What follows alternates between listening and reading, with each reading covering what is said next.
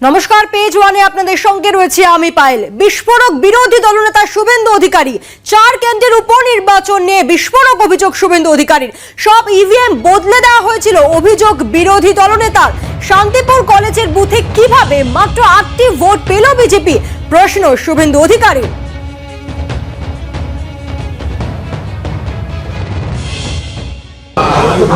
সব মেশিন পাল্টেছে, সব বুথ ধরে ধরে বের করেছি আমরা। আমাদের তো আমি একটাকে বলছি, সোমেন কামিলা জেনারেল সেক্রেটারি, তার বাড়ির ভোট 8, ওই বুথে একটা বেরোয় দিবে। শান্তিপুর কলেজ বুথে 8টা ভোট পাই। এই নিয়ে কি আপনারা কি যা করা করো, মানুষ দেখছে তো। বিস্ফোরক শুভেন্দু অধিকারী, মানুষ সব দেখছে। আমরা পুরো বিষয়ে কথা বলবো। আমাদের সঙ্গে রয়েছেন আমাদের প্রতিনিধি কমলক্ষ, রয়েছেন আমাদের সঙ্গে। কমলক্ষ, এ তো একেবারে বিস্ফোরক বিরোধী দলনেতা।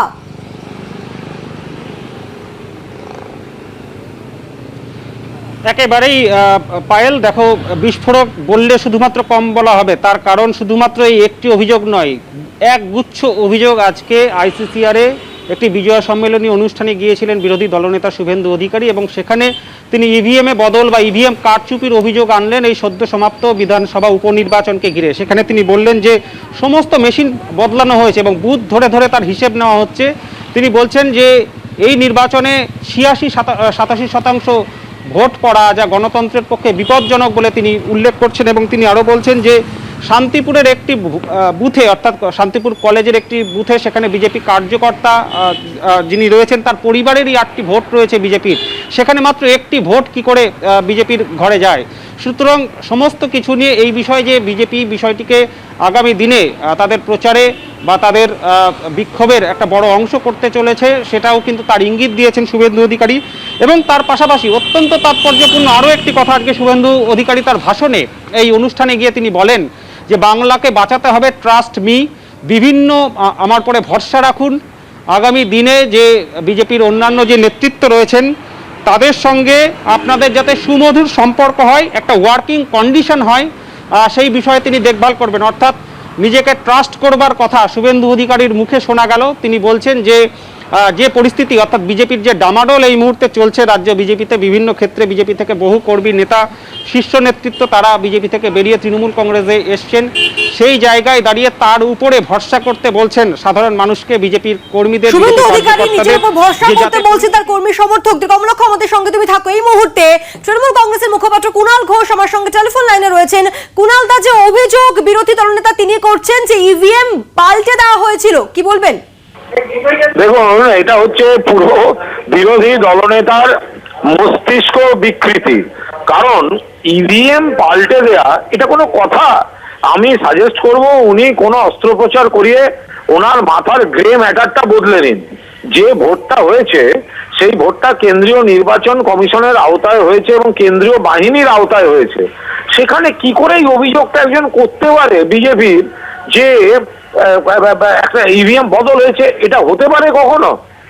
আমার মনে হয় উনি যে ধরনের ব্যাখ্যাগুলো দিচ্ছেন যে অমুক এলাকায় বিজেপির এতজন ছিল তাহলে কেন ভোট পায়নি, আরে ওনাকে কুপমণ্ডুক হয়ে থাকলে চলবে?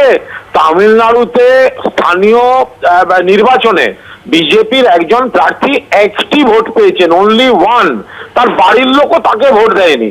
আর শুভেন্দু অধিকারী যত বেশি বিজেপি সামনের সারিতে থাকবেন, ঘুরঘুর ঘুরঘুর ঘুরঘুর ঘুরঘুর করবেন, খারাপ কথা বলবেন, তত বেশি মানুষ বিজেপি কর্মীরাই ওনাকে সমর্থন করবে না, ভোট দেবে না। এখন পাগলের মতো এইসব কথা বলে কোনো লাভ আছে? এটা একটা কোনো রেসপন্সিবল লিডারের কোনো কথা হতে পারে? উনি যে ইরেসপন্সিবল এটা প্রমাণিত। ওনাদের দোষে হেরেছেন, মুখ দেখাতে পাচ্ছেন না, একটা বাক্স বদল। আরে বাক্স বদল ভাই, যাও না, তুমি নিজের নির্বাচন কমিশনকে বলো, আর ওই কেন্দ্রীয় বাহিনী যারা পাহারা দিচ্ছিল তাদের সঙ্গে কথা বলে নাও। এখানে হয়তো বাজার গরম করে কোনো লাভ আছে? ধন্যবাদ আপনাকে কমলক্ষ, আমাদের প্রতিনিধি ছিল। আমাদের প্রতিনিধিকেও ধন্যবাদ।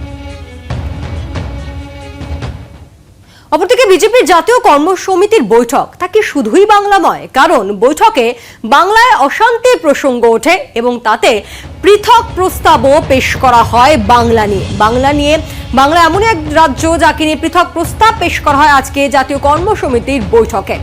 আক্রান্ত কর্মীদের পাশে রয়েছে বিজেপি, সেই বার্তাও দেওয়া হয়। অপরাধীরা শাস্তির দাবিতে লাগাতার সরব থাকবে বিজেপি, এমনটাও বার্তা দেওয়া হয় আজ বিজেপি জাতীয় কর্মসমিতির বৈঠক থেকে। পশ্চিমবঙ্গে বিজেপির 54 জন কর্মী খুন হয়েছেন। ভোটের পর থেকে ঘরছাড়া বিজেপির বহু কর্মী। বিজেপির জাতীয় কর্মসমিতির বৈঠকে তৃণমূল কংগ্রেসের কড়া সমালোচনায় বিজেপি। বাংলায় ভোট বেড়েছে বিজেপির। বাংলায় 3% থেকে বিজেপির ভোট বেড়ে হয়েছে 37%। প্রথমবার বাংলায় এত ভোট পেয়েছে বিজেপি। কর্মসমিতির বৈঠকে সওয়াল বিজেপির কেন্দ্রীয় নেতৃত্বে।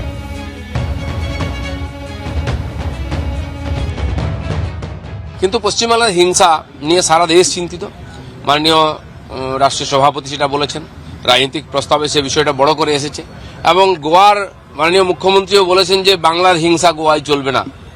এই ধরনের আরও একাধিক, তামিলনাড়ুর যিনি প্রেসিডেন্ট তিনিও বক্তব্যে সমর্থন করতে গিয়ে এটা বলেছেন যে বাংলার যে হিংসা এটা ঠিক নয়, তার জন্য সারা দেশ বাংলার কর্মীদের পিছনে আছে, এটা বারবার অনেকে বলেছেন। তো পশ্চিমবাংলার হিংসা নিয়ে সারা দেশ চিন্তিত, রাজনীতির মধ্যে হিংসা আসা উচিত নয়, এটা বারবার সবাই বলেছে।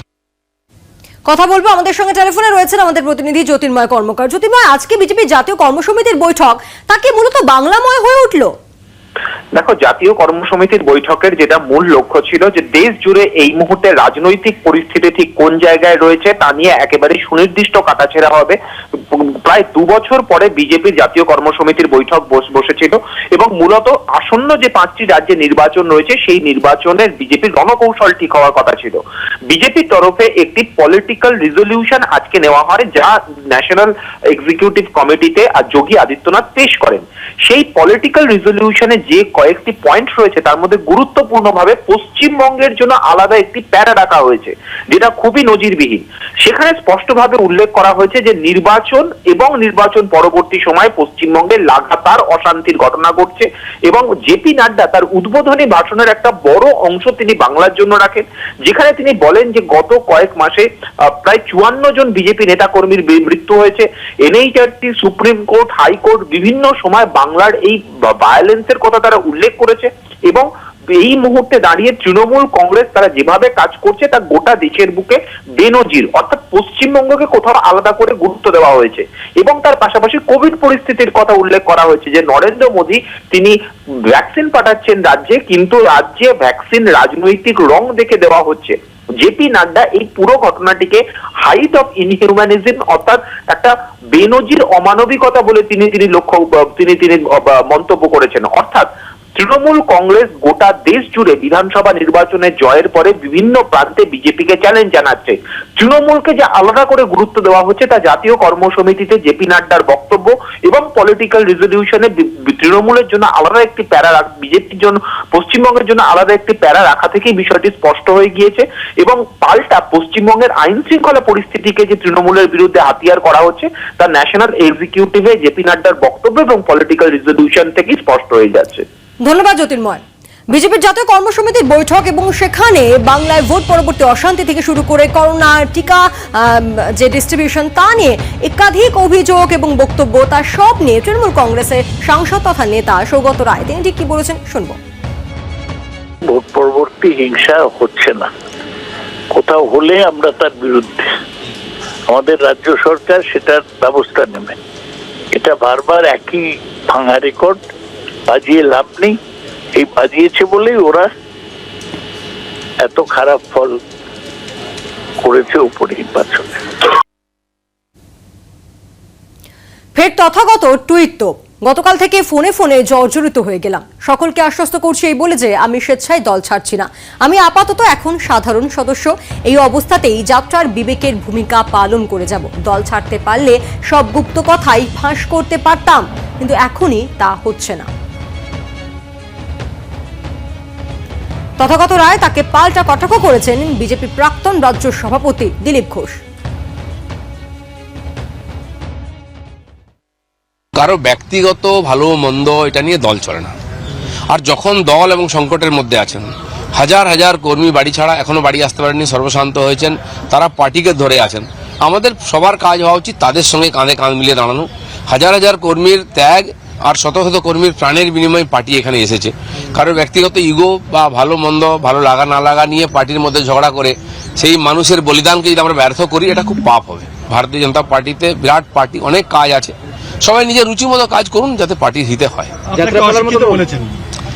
কে শিক্ষিত অশিক্ষিত দেখুন, কে কটা বই পড়েছে, কটা ডিগ্রি আছে, আমাদের দেশে এটা কোনোদিন কেউ ভাবেনি। সবচেয়ে বড় অশিক্ষিত রামকৃষ্ণ দেব ছিলেন, সবার বাড়িতে তার বই আছে। তার বাণী নিয়ে আমরা সমাজে গিয়েছি। রবীন্দ্রনাথও খুব বেশি লেখাপড়া করেনি, তিনি তো 8 ক্লাসও পড়েননি।